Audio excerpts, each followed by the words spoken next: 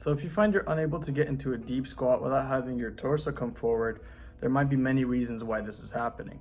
But in this video, we're going to focus on certain muscle tightnesses.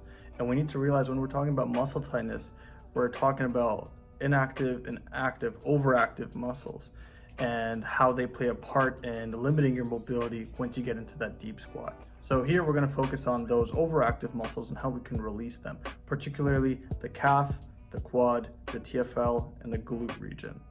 So the first thing we need to do is look to apply deep myofascial release, because when these muscles are so tight, so overactive, we need to find those trigger points to release the muscle so that we can then elongate it and then teach the body that this is the new norm, this is the flexibility we're looking for in order to perform certain skills and physical tasks.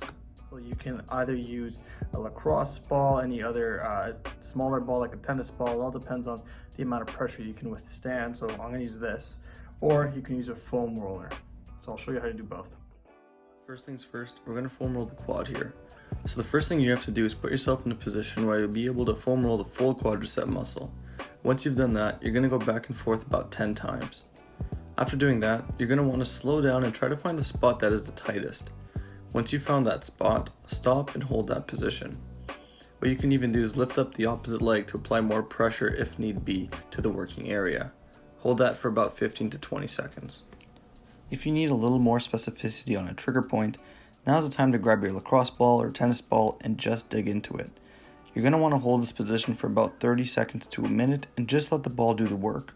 Remember to breathe and do your best to relax. Now onto the calf muscle. Same idea, you want to find a position where you're able to get the full length of the muscle and roll about 10 times back and forth. If you need a little bit more pressure, once again you can always lift up the other leg and place it across the working one. And remember, if you need a little bit more specificity, you can always sit on that position for a little bit longer, either with a foam roller or a lacrosse ball. Next up, the TFL. In order to find the region we're going to be working on, stand up and place your fingertips by your pocket and externally rotate one leg. You'll feel a muscle protruding outwards. That's the area we want to focus on. So you're going to grab either your foam roller or lacrosse ball and you're just going to lay on that position for about 30 seconds to a minute. Finally, the piriformis, aka gluteal region. You're going to want to sit on your foam roller while crossing one leg over the other, placing your hands behind you as support while rocking back and forth nice and controlled. As always, if there's a tight spot, take a moment, hold it, and don't forget to breathe and relax. The same idea applies for the painful but effective lacrosse ball. Once you've completed all your foam rolling and lacrosse balling, now's the time to begin static stretching. This first stretch is called the couch stretch, where the target is your quadricep muscle. If this is too deep of a stretch for you, try moving forward a bit and extending the back knee while maintaining an upright posture. Also, feel free to add some pillows underneath your knee for comfort. Next, the wall calf stretch. Place the front foot about a step away from the wall and the back foot about a step away from the front foot. While maintaining heel to ground contact with the rear foot, drive your forward knee to the wall and feel the stretch occur in the trailing leg. Following up is the half kneeling hip flexor stretch. Take a wide step ahead and shift your hips forward and continue to do so until you're able to feel a stretch in the opposite hip flexor. Focus on maintaining an upright posture and squeezing the glute of the trailing side, meaning if the right foot is forward, focus on squeezing the left glute. Finally, a couple of variations of the piriformis stretch. The first one I'll show here is a seated figure 4, where you'll place your ankle across the opposite knee and slightly push your hands down on the elevated knee to engage the stretch.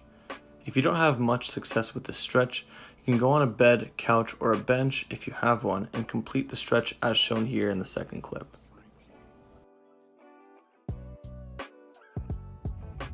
Complete all the static stretching for one set of 30 to 45 seconds on each side and look to progress as you find your muscles begin to loosen up over the weeks.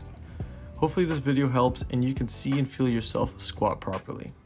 Remember, it's always important to get assessed properly by a healthcare professional and that this video is intended for general education and demonstration purposes only. If you have any questions, please leave a comment in the comment section, or if you'd like to get in touch, some contact information can be found in the description below. Happy squatting!